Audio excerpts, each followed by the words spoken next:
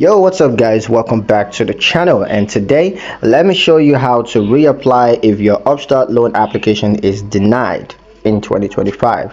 So if your application is denied, all you got to do is follow these steps to improve your chances next time.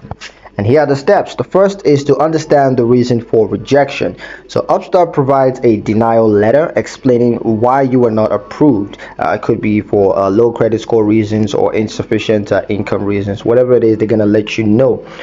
Next, you're going to improve your financial profile. So you want to increase your income because a higher salary improves eligibility. You also want to reduce existing debt. So a lower debt to income ratio increases approval chances. You also want to check your credit report. So ensure that there are no errors that are lowering your score. Next step is to wait before reapplying. So Upstart recommends waiting at least 30 days before submitting another application. And applying for a smaller loan may increase your approval chances. You also want to consider alternative lenders if necessary. So if Upstart isn't the right fit, probably you can explore other personal loan options.